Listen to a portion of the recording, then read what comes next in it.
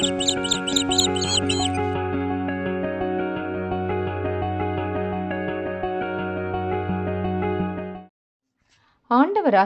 இயேசு கிறிஸ்துவின் இனிய நாமத்தில் பனிமய மாதா ஜெபக்குழு சார்பாக உங்களை சந்திப்பதில் மிகுந்த மகிழ்ச்சி அடைகின்றேன். நாம் இன்று தியானிக்க எடுத்திருக்கும் திருவசனம் யோவேல் அதிகாரம் 2 இறைவசனம் 27. இஸ்ரேல் நடுவில் நான் இருக்கிறேன் என்றும் ஆண்டவராகிய நானே உங்கள் கடவுள் என்றும் என்னையன்றி வேறு எவரும் இல்லை என்றும் நீங்கள் அறிந்து கொள்வீர்கள். இனிமேல் என் மக்கள் ஒருபோதும் நிந்தைக்கு உள்ளாக மாட்டார்கள். நாம் தியானிப்போமா?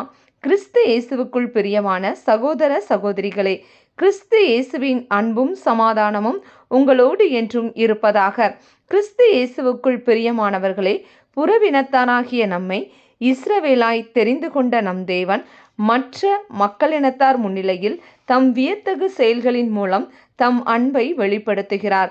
பிற இன மக்கள் தங்கள் தெய்வங்களை வழிபட அதனுடைய கோயில்களுக்கு கடந்து செல்கிறார்கள். மேலும் அந்த தெய்வங்களுக்காக தன்னை வருத்தியும் பல வழிகளையும் தமக்கு தாமே ஏற்படுத்தி கொள்கிறார்கள். ஆனால் நம் தேவனாகிய கர்த்தர் நாம் குரல் எழுப்பும் போதெல்லாம் நம் அருகில் வருகிறார். எங்கே 2-3 பேர் என் நாமத்தினால் கூடி இருக்கிறார்களோ அங்கே அவர்கள் மத்தியில் நான் இருப்பேன் என்று நம் மத்தியில் வாசம் செய்கிறார். மேலும் நம் தேவன் நமக்காக பலியானார். நம்முடைய பாவங்கள், சாபங்கள், தரித்திரங்கள் எல்லாவற்றையும் தம்மேல் ஏற்றுக்கொண்ட ஒரே தேவன் நம் கடவுளாகிய கர்த்தர். வேதத்தில் இஸ்ரேல் மக்கள் எகிப்தில் தம் முன்னோரின் தேவனாகிய யாவே கடவுளை அறிந்திருந்தார்கள். ஆனால் அவருடைய வியத்தகு செயல்களை அவர்கள் அறியவில்லை. அவர்கள் தம் யாவே தேவனை நோக்கி முறையிட்ட போது தேவன் தம் வியத்தகு செயல்களின் மூலம் நானே உங்கள் கடவுள் என்றும் என்னையன்றி வேறு தேவன் இல்லை என்றும் அறிந்து கொள்ளுமாறு அவர்களை வழிநடத்தினார். அப்படிப்பட்ட தேவன் இன்றும் நம் தேவனாயிருந்து நம்மை கரம் பிடித்து வழிநடத்தி செல்கிறார். அவருடைய கிருபையினால்தான் இன்றும் நாம் நிலை பெற்றிருக்கிறோம். தம் பிள்ளைகளாகிய நம்மை நிந்தைக்கு உள்ளாக்க விடமாட்டார். அவரை பார்த்த முகங்கள் ஒரு நாளும் வெட்கப்பட்டு போவதில்லை. எனவே நாம் ஆவியோடும் உண்மையோடும் அவரை வழிபடுவோம், ஜெயம் காணுவோம். நாம் ஜெபிப்போமா?